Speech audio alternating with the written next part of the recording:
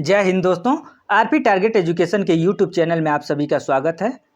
आज हम लोग देखेंगे सी टेट पैडागोजी स्पेशल। दोस्तों, सी टेट पैडागोजी स्पेशल क्यों कहा गया है, इसके बारे में अगर हम कहना चाहें आप लोगों से, तो सी टेट और यूपी टेट या बिहार टेट या अदर स्टेट का जो टेट होता है, ठीक है, इसमें जो प्रश्न होते हैं उसमें भारी मात्रा में अंतर देखने के लिए मिलता है। तो दोस्तों, ये सी टेट के अंतर्गत पैडागोजी स्पेशल जो है, ये आपको 30 क्वेश्चन प्रत्येक खंड से आते हैं। जैसे मान लीजिए कि प्राइमरी 1 to 5 आप फॉर्म अप्लाई किए हैं, तो इसमें 5 खंड में आपसे प्रश्न पूछे जाते हैं। जैसे 5 खंड का मतलब है, हो गया पहला साइको हो गया, यानी बाल विकास एवं मनोविज्ञान हो गया।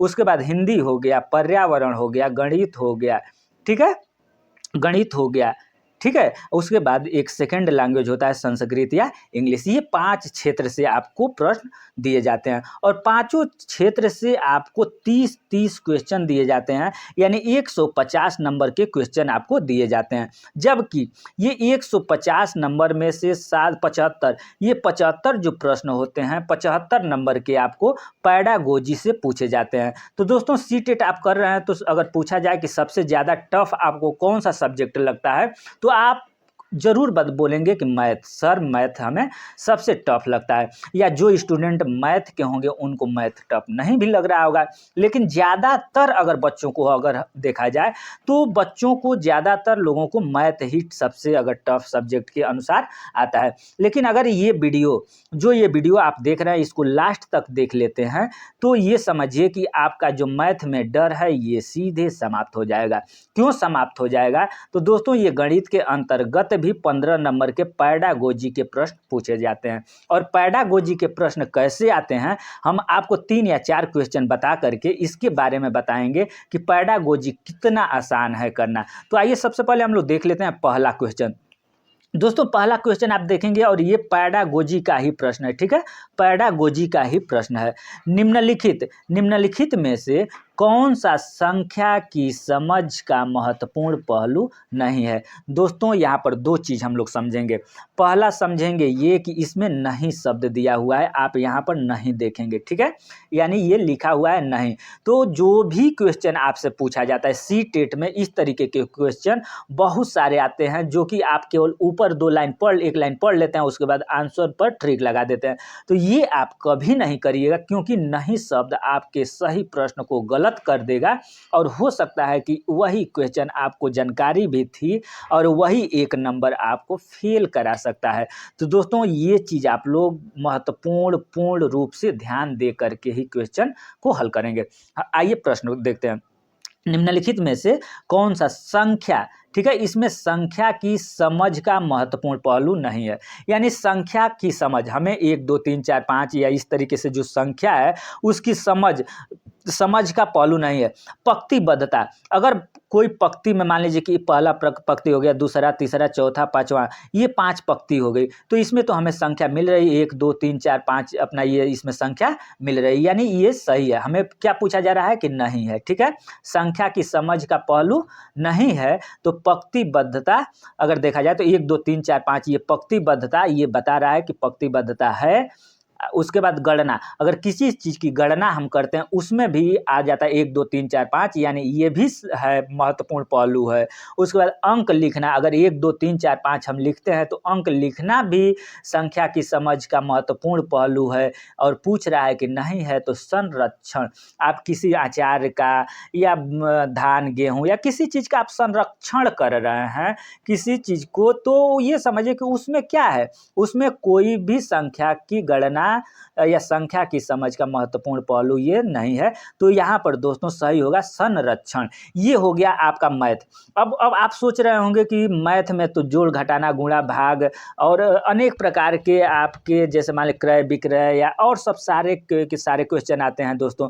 तो ऐसा नहीं है, आपको 15 नंबर के क्वेश्चन इस तरीके से मिलेंगे। तो हो सकता है कि 15 जोड़ घटाना गुणा भाग आयतन ये आपको नहीं आता है, हम मान लिए कि नहीं आता है। लेकिन अगर ये सब आप समझ लेते हैं, पैडागोजी के प्रश्न अगर समझ लेते हैं, तो दोस्तों आप 30 30 में से 17, 18, 19, 20 लाने के हकदार हो जाएंगे और मैथ से आपका डर खत्म हो जाएगा। तो पहला क्वेश्चन हम जहां तक पूर्ण विश्वास करते हैं कि दोस्तों आप लोग समझ गए होंगे। अब नेक्स्ट क्वेश्चन आप लोग देख सकते हैं, दूसरा क्वेश्चन। तो दूसरा क्वेश्चन क्या है दोस्तों, ये भी पैडागोजी का ही सवाल है।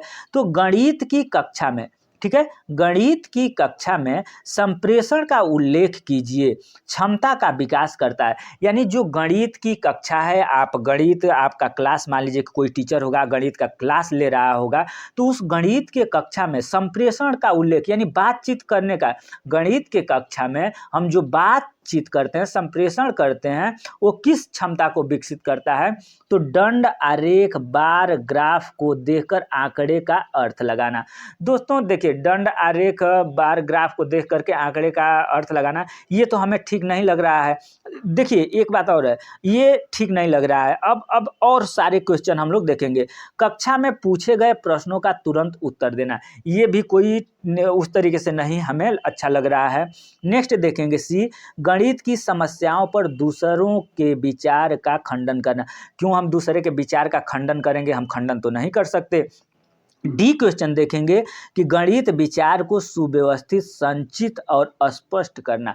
देखिए सभी प्रश्न, अगर सभी ऑप्शन आप पढ़ेंगे तो सभी ऑप्शन में आपको सबसे सुटेबल अगर देखा जाए तो ये आपको लगेगा कि गणित विचार को सुव्यवस्थित यानी संप्रेषण, गणित की कक्षा में अगर जो हम बातचीत करते हैं तो गणित विचार को सुव्यवस्थित करता है तथा संचित और स्पष्ट करता है। तो आपका ये डी प्रश्न सही हो जाता है। ठीक है, तो आप अगर कोई भी प्रश्न आता है, प्रश्न को बढ़िया से पढ़िए और चारों विकल्प को बढ़िया से पढ़िए और इसमें से जो आपको सबसे अच्छा लगता है उसी को ट्रिक मारिए। ठीक है, अब नेक्स्ट देख लेते हैं तीसरा क्वेश्चन क्या है। तो दोस्तों तीसरा क्वेश्चन आप लोग देखेंगे यहाँ पर, यदि एक शिक्षार्थी को संख्याओं और परिकलन में समस्या हो रही है तो उसे असमर्थता हो सकती है। देखिए यदि एक शिक्षार्थी, ये मान लीजिए कि आप खुद हैं, आपको संख्याओं को लिखने पढ़ने या संख्या लिखने में दिक्कत हो रही है, संख्या की परिकल्पना को समझने में, यानी संख्या अगर देखा जाए तो किसका रूप है, गणित में आप संख्या देखते हैं कि हिंदी में पढ़ते हैं कि अंग्रेजी में कि किस में पढ़ते हैं, गणित, इंग्लिश, हिंदी, संस्कृत, तो संख्या हमें गणितीय भाषा में देखने के लिए मिलता है। और इसी गणितीय संख्या को परिकल्पना में समस्या हो रही है तो हम किस क्षमता से, किस रोग से ग्रसित है।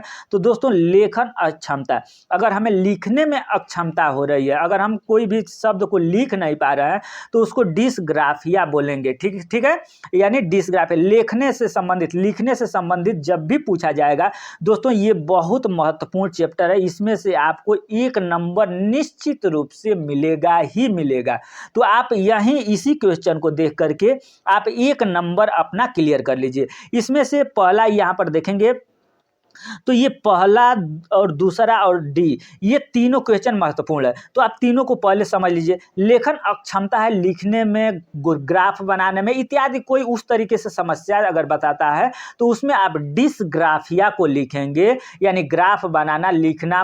ठीक है, उसके बाद गणितीय अक्षमता, दोस्तों गणितीय क्षमता यानी संख्या से संबंधित या किसी तरीके से गणित से संबंधित अगर आ जाता है तो उसमें आप डिसकैलकुलिया, यानी डिसकैलकुलिया कैलकुलेटर से, आप ध्यान दीजिएगा कि कैलकुलेटर, डिसकैलकुलिया याद रहेगा, कैलकुलिया कैलकुलेटर, डिसकैलकुलिया कैलकुलेटर आप याद रखिएगा, जिससे कि आपको पता चल जाएगा कि कैलकुलेटर जो होता है उससे हम लोग जोड़ घटाना गुणा भाग लगाते हैं और डिसकैलकुलिया जो है, आपका डिसकैलकुलिया जो है ये गणितीय अक्षमता में आता है। ठीक है, तो यहाँ पर गणितीय अक्षमता, ये शिक्षार्थी संख्या पूछा गया है तो ये गणितीय अक्षमता है। ठीक है, आप डिस्ग्राफिया लेखन हो गया, डिसकैलकुलिया यानी कैलकुलेटर गणितीय हो गया, और पठन अक्षमता, अगर यहाँ पर क्वेश्चन आपसे पूछ देता है कि कोई बच्चा क्लास में पढ़ने में दिक्कत हो रही है तो वो किस रोग से ग्रसित है, तो दोस्तों अगर पढ़ने में उसे अक्षमता है, पढ़ने में दिक्कत है तो उसको पठन अक्षमता यानी डिसलेक्सिया उसको हम लोग कहते हैं।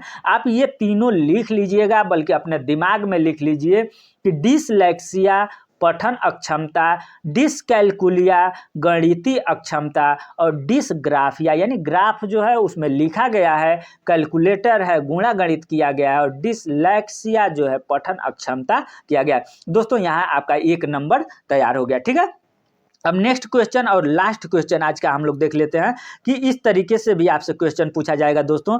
यहाँ पर आप लोग देखेंगे कि 5 यानी 56,431 में 6 के स्थानीय मान तथा 4 के अंकीय मान में अंतर स्पष्ट करिए। तो दोस्तों इसको थोड़ा सा आप देख लीजिए। आप स्थानीय मान के बारे में तो जरूर जानते होंगे, अगर नहीं भी जानते हैं तो जैसे मान लीजिए कि 2 और 3 और 4 इस तरीके से है। तो इसमें अगर स्थानीय मान पूछा जाए कि आप 3 का स्थानीय मान बताइए, तो हम लोग लगाते थे उस समय 3 गुणे करके 1 गुणे कितना है, इसके 3 के बाद कितना जीरो है, कितना अंक है 1, तो 1 जीरो बैठा देते थे, यानी 3 के बाद ये 300 हो गया। या ऐसे नहीं करेंगे तो आप लोग इतना नहीं करना है, आपको अगर 3 का स्थानीय मान पूछ रहा है या 3 का स्थानीय मान, तो 3 के बाद जितना अंक है उतना जीरो दे देंगे। 2 का स्थानीय मान अगर पूछ रहा है तो 2 के बाद कितना अंक है, तो ये 2 के बाद 2 अंक है तो 2 जीरो दे देंगे, तो इसमें स्थानीय मान आपका निकल जाता है। तो दोस्तों यहाँ पर क्या पूछा है आपका कि 6 के स्थानीय मान, तो इसमें देखिए आप 5, 6, 4, 3 और 1 ये है, और 6 का स्थानीय मान पूछा है। तो 6 का स्थानीय मान अगर देखा जाए तो क्या होगा, 6 के बाद कितना अंक है, 6 के बाद 1 2 3 अंक है तो 3 जीरो दे देंगे। ठीक है, 6 के बाद कितना अंक है, 3 अंक है तो 3 हम जीरो दे देंगे। अब ये हमारा पहला हो गया 6 का स्थानीय मान 6,000 हो गया तथा 4 के अंकीय मान में अंतर। अब 6 का स्थानीय मान आपका 6,000 हो गया, एक सेकंड, 6 का स्थानीय मान आपका 6,000 हो गया और 4 का अंकीय मान, अगर इसमें देखा जाए अंकीय मान, अगर 5 का अंकीय मान पूछेगा तो अंकित मान 5 है, 6 का पूछेगा तो 6 है, 4 का है तो 4 है, 3 का 3 है, 1 का 1 है। जो अंकित मान है वो अंकित मान, ये अब आपको बता ही दिए कि 5 का अंकित मान क्या है, तो 5 है। तो स्थानीय मान में से 4 के अंकित मान में अंतर, तो स्थानीय मान हमारा आ गया 6,000 और अंकित मान 4 का 4 होगा। अब 6,000 में से जब हम 4 घटा देंगे तो कितना हो जाएगा, आप खुद बताइए। तो 10 में से 4 जाओ 6 हो जाएगा और यहाँ 9 बचेगा, यहाँ भी आपका 9 बचेगा और ये 6 नहीं, यहाँ से एक हासिल ले लिए थे तो यहाँ 5 हो गया। 5,900 ये कौन सा ऑप्शन में सही है, तो यहाँ आप देखेंगे यहाँ पर आपका सही है 5,000, ये एक बार देख सकते हैं 5,900, तो ये आपका सी ऑप्शन सही हो जाता है। तो दोस्तों आपको ये वीडियो कैसा लगा, वीडियो अगर आपको अच्छा लगा हो तो चैनल को सब्सक्राइब करके बेल आइकन को दबा लेंगे, क्योंकि इस चैनल के माध्यम से हम आपको 10-20 ऐसे क्वेश्चन तैयार कराएंगे जो कि आपके लिए रामबाण टॉनिक या जो भी उसको कह लीजिए